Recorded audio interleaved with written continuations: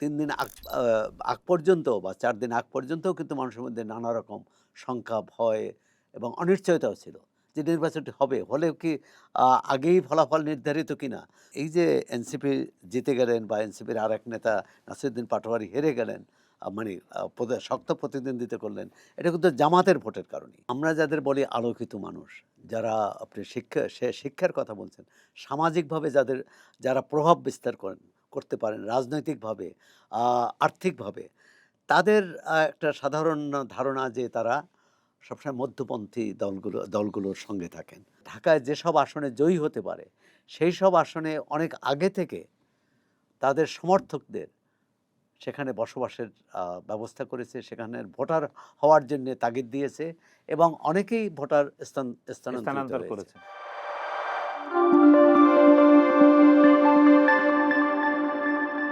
চর্চা কথায় কথায় স্বাগত। আমাদের সঙ্গে আছেন আলোচনার জন্য চর্চার সম্পাদক সোহরাব হাসান। আমরা আজকে তার কাছে জানতে চাইব যে জামাত বিশেষত ঢাকা শহরে যে সাফল্য পেল, এই সাফল্যের রহস্যটা কি? ধন্যবাদ আপনাকে। তো আপনাকে আমি প্রথমে একটু ধরিয়ে দিই যে ঢাকা জেলায় আসনের সংখ্যা হচ্ছে 20টা, আর ঢাকা শহরকে যদি ঘিরে দেখা যায় বা ঢাকা মহানগরকে ঘিরে যদি দেখা যায় তাহলে আসন হচ্ছে 15টা। এই 15টা আসনের মধ্যে কিন্তু জামাত এবং তার জোট সঙ্গী এনসিপি মিলে কিন্তু 7টা আসন দখল করেছে। এইটাকে আপনি কিভাবে দেখছেন? এর আগে আমরা দেখেছি যে ঢাকা শহর যার দখলে থাকে সেই দলই সরকার গঠন করে।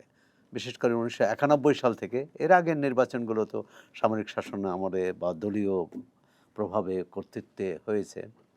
১৯৯১ সালে ঢাকা শহরের সবগুলো আসন, তখন ৮টি আসন ছিল, ৮টি আসনই পেয়েছিল বিএনপি এবং বিএনপি সরকার গঠন করে। এরপর ১৯৯৬ সালে ঢাকা শহরের তখনও ৮টি আসন ছিল, সেই ৮টির ৭টি পেয়েছিল আওয়ামী লীগ এবং আওয়ামী লীগ সরকার গঠন করে। ১৯৬টি ১৪৬টি তাদের আসন ছিল। এরপর পরে জাতীয় পার্টির সমর্থন জাতীয় নিয়ে। পার্টি এবং জাসদ রবের সমর্থন নিয়ে তারা সরকার গঠন করে। ২০০১ সালে আবার এটার বিপরীত হলো। সবগুলো আসন পেল বিএনপি ঢাকা শহরের, আর সরকার গঠন করল বিএনপি। 8। ২০০৮-এ আবার উল্টে গেল। তখন আওয়ামী লীগ সবগুলো আসন পেল। তখন অবশ্য আসন সংখ্যাও বেড়েছে। আ আওয়ামী লীগ সব আসন পেল এবং সরকারও গঠন করল আওয়ামী লীগ। তো দেখা যাচ্ছে যে ঢাকা শহরে যাদের ঠাঁই নাই, সরকারেও তাদের ঠাঁই নাই।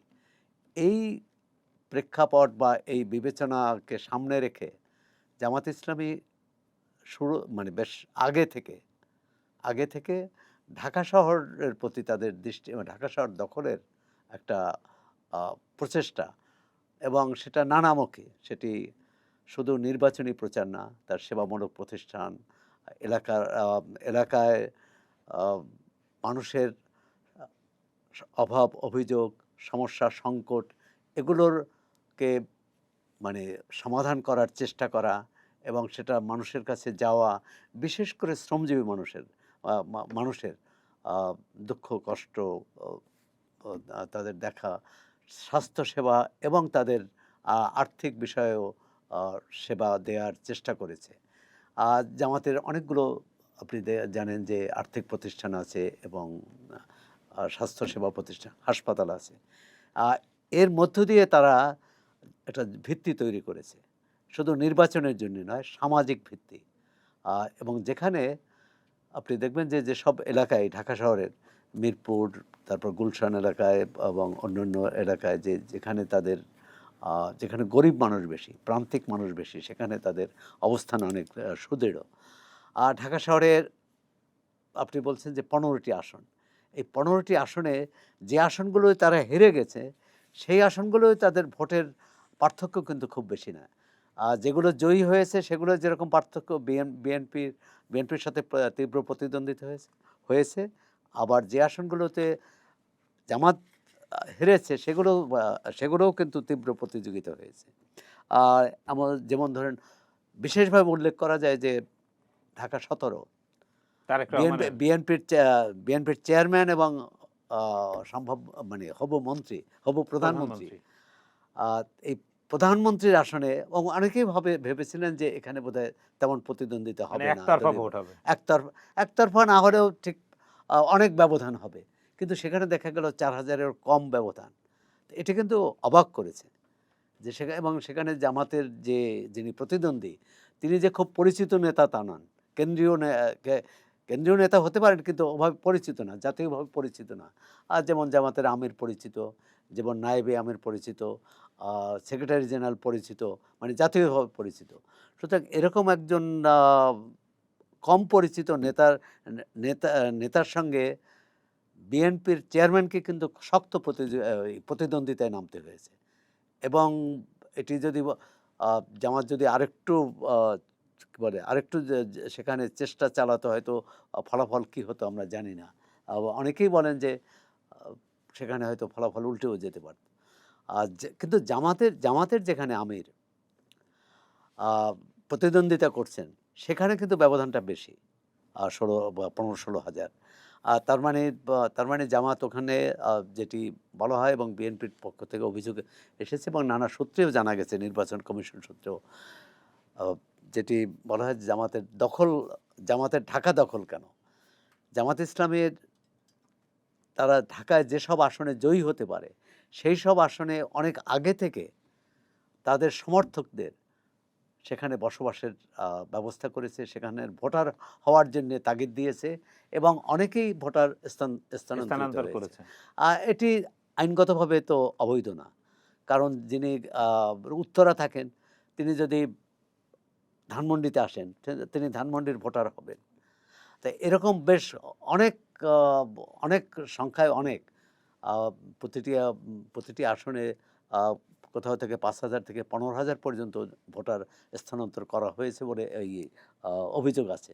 ঠিক আছে, স্থানান্তর করা হলো। আমি এখানে একটা জিনিস আপনার কাছে আরেকটু পরিষ্কার হতে চাচ্ছি যে আপনি যে তথ্যগুলো উল্লেখ করলেন যে প্রতিটা ভোটের, যে তার সেখান থেকে দেখা যায় যে ঢাকা শহরের মানুষ মোটামুটি ভোট দিয়েছেন অ্যান্টি এস্টাবলিশমেন্ট, যারা ক্ষমতায় ছিলেন সেই ক্ষমতার বিরুদ্ধে তারা রায় দিতেন বা তো এইবার যারা ক্ষমতায় ছিলেন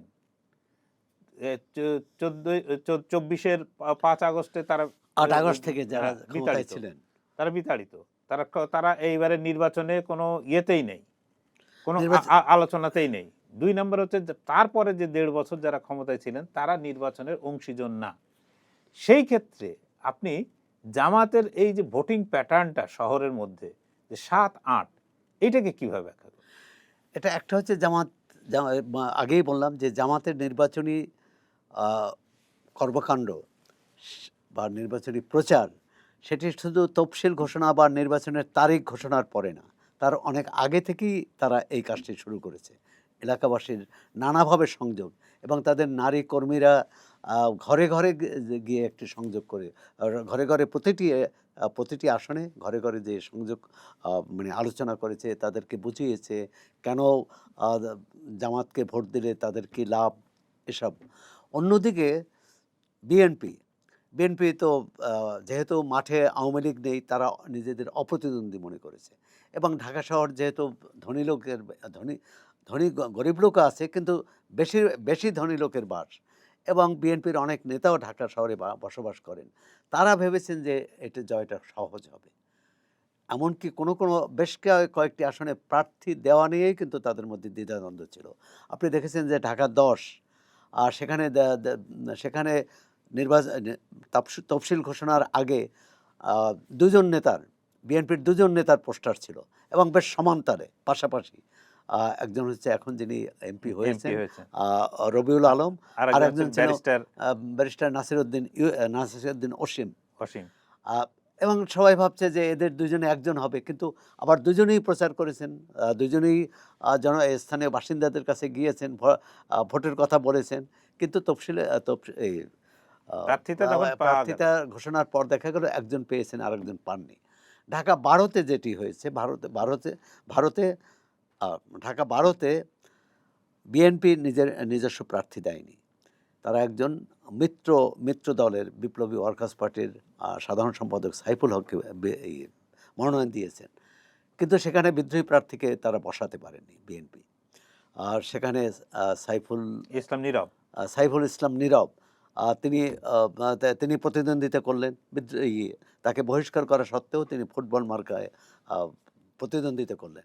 এখন বিএনপির ভোট দুই ভাগ হয়ে গেল, দুই ভাগ হয়ে গেল। এক হচ্ছে তার সমর্থিত সমর্থিত প্রার্থী পেলেন, আবার তার যে দলের দীর্ঘদিন এলাকায় কাজ করেছেন, নানাভাবে তার প্রভাব আছে। আছে সেখানে, এবং তার অভিযোগও আছে তার বিরুদ্ধে, যে কারণে বিএনপি অনেকে মনে করেন যে তাকে না দিয়ে ভালো করেছে। কিন্তু তাকে যে বসাতে পারলো না, তার যে কর্মী সমর্থক তাকেই তার পক্ষেই কাজ করেছে, যে কারণে দুইজনের ভোট যোগ করলে কিন্তু আপনার জামাতে ইসলামী প্রার্থীর চেয়ে বেশি, অনেক বেশি হয়। অনেক বেশি হয়। সুতরাং এখানে জামাত ইসলামী প্রার্থী জিতে গেল। আর দুটি আসন খুব আলোচিত ছিল, সেটা ঢাকা ৮ আসন, এবং সেখানে মির্জা আব্বাস ঢাকা শহরের মেয়র নাসিরউদ্দিন ছিলেন। পাটোয়ারি। না, মির্জা আব্বাস বিএনপির যে প্রার্থী, হুম। ঢাকা শহরের মেয়র ছিলেন। তিনি অনেকবার সেখান থেকে সংসদ সদস্য হয়েছেন, মন্ত্রী হয়েছেন। সুতরাং তার যে এলাকার এবং ওই এলাকার সন্তান, তার যে সামাজিক এবং রাজনৈতিক প্রভাব তার কিন্তু ধারে কাছে নয়। এই এনসিপির যে যিনি প্রতিদ্বন্দ্বিতা করছেন, নাসিরউদ্দিন পাটোয়ারি, সেখানে অনেকেই ভেবেছিলেন এর ব্যবধান অনেক বেশি হবে। কিন্তু আমরা দেখলাম যে ফলাফলে এই ৪-৫ হাজার ৫-৬ হাজারের ব্যবধান, এর মধ্যেই কিন্তু মির্জা আব্বাসকে ঠেকিয়ে দিয়েছে যে বেশি বাড়তে দেন। এবং তারপরও এনসিপির প্রার্থীর পক্ষ থেকে অভিযোগ আছে, আর ঢাকার ১৪ সম্ভবত নাহিদ ইসলাম যেখান থেকে জয়ী হয়েছেন, তার প্রতিদ্বন্দ্বী ছিলেন কাইয়ুম। কাইয়ুম। বিএনপির এক সময়ের কমিশনার ছিলেন। অনেকেই বলছে এলাকায় তার প্রভাব প্রতিপত্তি অনেক। কিন্তু আমরা দেখলাম যে এনসিপির প্রধানই জিতে গেলেন, এবং সে ভোটের ব্যবধান খুব বেশি না। কিন্তু এই এই যে এনসিপি জিতে গেলেন, বা এনসিপির আর এক নেতা নাসিরউদ্দিন পাটোয়ারি হেরে গেলেন, মানে শক্ত প্রতিদ্বন্দ্বিতা করলেন, এটা কিন্তু জামাতের ভোটের কারণেই। কারণ তাদের এনসিপির ভোটের পরিমাণ অত বেশি না, যাতে তারা শক্ত প্রতিদ্বন্দ্বিতা করতে পারে বা জয় আনতে পারে। আপনি তবে যে এই ক্ষেত্রে একটু যদি আমি বলি যে আপনার কথা থেকে যেটা বেরিয়ে আসছে যে জামাত বা তাদের জোটের এনসিপির তাদের প্রার্থী দেওয়ার ক্ষেত্রে কিন্তু কোনো জায়গায় কোনো মানে আরেকজন বিদ্রোহী বা কোনো কিছু দাঁড়িয়ে যাচ্ছে এরকম কিছু ছিল না। অথচ বিএনপির প্রার্থিতার ক্ষেত্রে দেখা গেছে একাধিক ব্যক্তি প্রার্থিতা চেয়ে বসে আছেন এবং এবং সেক্ষেত্রে বিদ্রোহীও দাঁড়িয়েও গেছে ঢাকা শহরে শুধু ঢাকা ১২ নয়, আপনার মিরপুরের একটি আসন, মিরপুরে। মিরপুরে একটি আসনেও কিন্তু সেখানে বিদ্রোহী প্রার্থী ছিল, যে কারণে বিএনপি প্রার্থী হেরেছে বলে ধারণা করা যায়।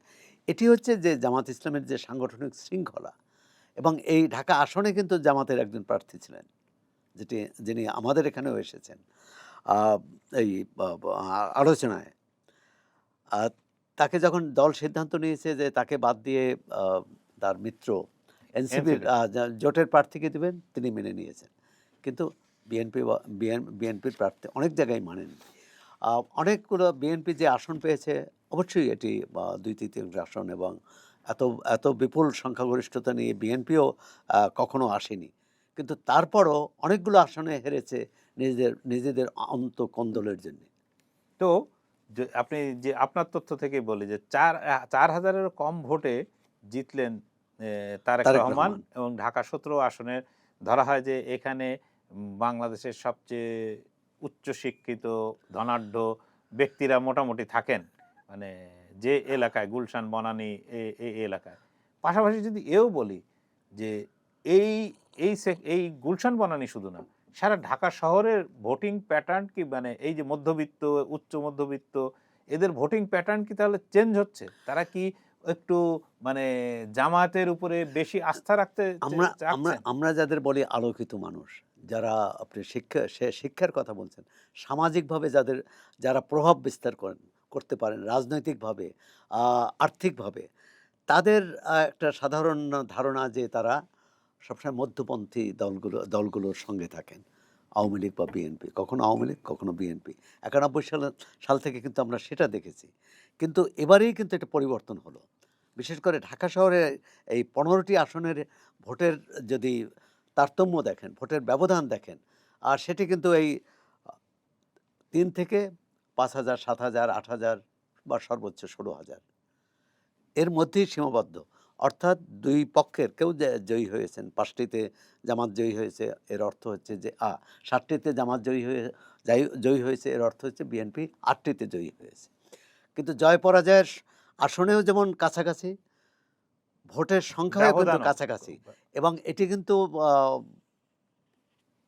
এর পরের নির্বাচনে যেহেতু বিএনপি ক্ষমতায় থাকবে, তার অনেক চ্যালেঞ্জ থাকবে, অনেক ঝুঁকি থাকবে, এবং নেতাকর্মীরা অনেক রকম যে কাজগুলো করা উচিত না তাতে জড়িয়ে পড়ার আশঙ্কা আছে। তখন কিন্তু জামাত ইসলামীকে প্রতিরোধ করা বা তাকে ঠেকানো কিন্তু খুব কঠিন হবে। তা আবার একটা জিনিস কিন্তু ঢাকায় কিন্তু আপনার অনেক আসনে ভোটের সংখ্যা কিন্তু খুব কম, মানে ৪০-৪০-এর এদিক ওদিক এরকম ভোট পড়েছে। এটি এটাও কিন্তু আলোচনার বিষয়। ঢাকা না, বাইরেরও অনেক এলাকায় কিন্তু ভোট কম পড়েছে, চট্টগ্রামে হ্যাঁ, এবং চট্টগ্রামে কিন্তু শহর কেন্দ্রিক, আ শহরের আসনে যেগুলো। শহরে আসনে, এবং সব শহরে আসনে। এখানে একটা কারণ হতে পারে যে দলটিকে নির্বাচন করতে দেওয়া হয়নি আওয়ামী লীগ নির্বাহী আদেশে, সেই দলের তো আ বিপ আ এম বিপুল সংখ্যক কর্মী, সমর্থক, ভোটার আছে। তাদের একাংশ নির্বাচনে নির্বাচন আ নির্বা ভোট দেওয়া থেকে বিরত থেকেছে। আরেক অংশ হয়তো তার পছন্দসই আ প্রার্থীকে ভোট দিয়েছে। এটি একটি কারণ। আরেকটি কারণ যে মানুষ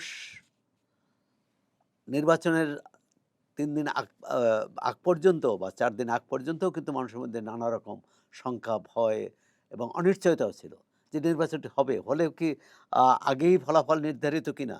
যদিও আ এটি অন্তর্বর্তী সরকারকে ধন্যবাদ দিতে হয় যে তারা শেষমেশ একটি ভালো নির্বাচন, আ বাংলাদেশের মানে যদি বলেন বা আন্তর্জাতিক মানে বলেন, একটি ভালো নির্বাচন এর দিয়েছে। কোনো সহিংস ঘটনা ছাড়া এরকম একটা বড় নির্বাচন হয়, এটা তো একটা না, এটা বাংলাদেশের ইতিহাসে মানে নেই। এর আগে যত জাতীয় নির্বাচন হ্যাঁ, মানে হয়েছে নিজেদের প্রতিটি মধ্যে যদি আমি আর ডামি, এই নির্বাচনেও তো লোক মারা যেত। হ্যাঁ, তবে নির্বাচনের পর কিন্তু বেশ কিছু সহিংস ঘটনা ঘটেছে। সেটা কোথাও বোমা বানাতে গিয়ে, কোথাও প্রতিদ্বন্দ্বী প্রার্থীর সমর্থকদের মধ্যে সংঘাত হয়েছে। এখন সময়টা এত ক্রান্তিকাল, আ অন্তর্বর্তী সরকারের বিদায় মুহূর্ত। আ নতুন আর সরকার নতুন আসছে। সরকারও আসেনি এখনো। সুতরাং এই প্রশাসনের বা আইনশৃঙ্খলা রক্ষাকারী বাহিনীর নিয়ন্ত্রণ কিন্তু কম, এবং তাদের মধ্যে এক ধরনের নির্লিপ্ততা থাকাও অস্বাভাবিক নয়। কিন্তু যেটা উচিত ছিল নির্বাচনের পর, নির্বাচন পর্যন্ত তো নির্বাচন কমিশনের দায়িত্ব। কিন্তু সরকারের পক্ষ থেকে, বিশেষ করে স্বরাষ্ট্র মন্ত্রণালয় থেকে একটা কঠোর বার্তা দেওয়া উচিত ছিল, বা সেনাবাহিনী নির্বাচন পর্যন্ত যতটা সক্রিয় ছিল অ সেরকমই সক্রিয় রাখা।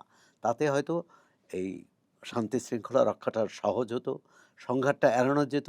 আর সংঘাতটা হয়েছে বিচ্ছিন্নভাবে কিন্তু। কোনো প্রার্থীর সমর্থ কোনো প্রার্থীর সমর্থকরা মনে করেছে যে তার প্রতিপক্ষের কারণেই আমার প্রার্থী হয়তো আ হেরে গেছে। হেরে হেরে গেছে। এই হারটা মানতে মানে পারেনি। হার মানার মানসিকতা এখনো আমাদের তৈরি এখনো হয়নি। আমরা তৈরি হয় নাই। আমরা আশা করি যে ভবিষ্যতে এটি তৈরি হবে। তাহলে এই সংঘর্ষ এবারে যে এবারে যেটুকু আমরা দেখলাম, এটাও হয়তো ভবিষ্যতে আমরা দেখব না, এবং এক ধরনের নির্বাচনের আগে, পরে এবং নির্বাচনের সময় একটা শান্তিপূর্ণ সমাবেশ থাকবে। একটা পরিবেশ থাকবে, সৌহার্দ্যপূর্ণ পরিবেশ থাকবে, এবং যেটা পরবর্তীকালে আ গণতন্ত্রকে এগিয়ে নিতে সহায়তা করবে। ইতিমধ্যে আপনি দেখেছেন যে আ কোথাও উত্তপ্ত পরিস্থিতি। আবার যারা জয়ী হতে পারেননি আ দল হিসাবে বা পিছনে ছিল, আ এনসিপি এবং জামাত ইসলামী, তাদের নেতাদের পক্ষ থেকে কিন্তু বেশ গুরুতর অভিযোগ করেছে যে আমাদের অমুক আসন ছিনিয়ে নেওয়া হয়েছে, ইলেকশন ইঞ্জিনিয়ারিং হয়েছে। আবার এনসিপির একজন নেতা বলেছেন এই পুরো বিষয়টি আওয়ামী লীগকে পুনর্বাসিত করার আ প্রকল্প নিয়েছে বিএনপি। তো এক ধরনের অবিশ্বাস কিন্তু আবার ইতিমধ্যে তৈরি তৈরি হয়ে হয়ে গেছে। গেছে। তো এখন যদি আবার শেষ, আমরা যেটা দিয়ে শুরু করেছিলাম সেই জায়গায় যদি শেষ ইয়েতে আসি, যে জামাত ঢাকা শহরে ৮টির মধ্যে ১৫টির মধ্যে ৭টি আসন পেয়েছে। প্রায় অর্ধেকই বলা যায়। এবং তাদের ভোটের যে ও আসনে হেরেছে সেখানেও ভোটের পার্থক্য খুবই কম। তো ভবিষ্যতে জামাতে ইসলামী আসলে কোন জায়গায় যেতে পারে বলে আপনি মনে করছেন? কারণ সামনে কিন্তু দুটো মেয়র সিটি কর্পোরেশন ইলেকশন কিন্তু হবে। তারা ৭টি আসনে জয়ী হয়েছে। ৮টিতে মানে ভালোই নিকটতম প্রতিদ্বন্দ্বিতা নিকটতম চলছে। প্রতিদ্বন্দ্বী। আবার ঢাকা শহরে বৃহত্তর ঢাকায় কিন্তু অনেকগুলো এনসিপির মানে তার মিত্র দলের জাতীয় নাগরিক পার্টির প্রার্থী ছিল। এখন ঢাকা ৮ অথবা যে আসনগুলোতে এনসিপির প্রার্থী থাকার কারণে যে আসনগুলো পরাজিত হয়েছে, সেই আসনগুলোতে জামাতের প্রার্থী থাকলে কি হতো আমরা কিন্তু জানি না। সম্ভাবনা জয়ের সম্ভাবনাটা বেশি ছিল। হয়তো। হয়তো। আর সুতরাং সেক্ষেত্রে আগামী নির্বাচন বিজয়ী দলের পক্ষে মানে বিএনপির পক্ষে কিন্তু মোকাবেলা খুব কঠিন হবে অন্তত ঢাকা শহরে। কারণ জামাত ইসলামী অনেক কারণ ৫ পরি বছর ক্ষমতায় অনেক থাকার পর অনেক পরিকল্পনা নিয়েই এই নির্বাচনটি করেছে। ভবিষ্যতে ৫ বছর তারা সময় পাবে। এবারে কিন্তু হয়তো তারা ১.৫ বছর সময় পেয়েছে। ভবিষ্যতে ৫ বছর সময় পাবে এবং ক্ষমতাসীন দলের কর্মকাণ্ড, নেতাকর্মীদের আচরণ নানা কারণেই তারা সমালোচনার মুখে পড়বে। কোনো সিদ্ধান্ত হয়তো জনগণের পক্ষে যাবে, কোনো সিদ্ধান্ত বিপক্ষেও যেতে পারে। যে সুযোগটা জামাত ইসলামী নেয়ার চেষ্টা করবে।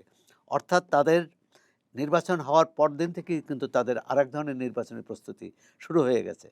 ক্ষমতাসীন দল যদি এটি উপলব্ধি করতে না পারে, তাহলে কিন্তু ভবিষ্যতে আ তার যে এবারের অবস্থান টিকিয়ে রাখা কঠিন হবে।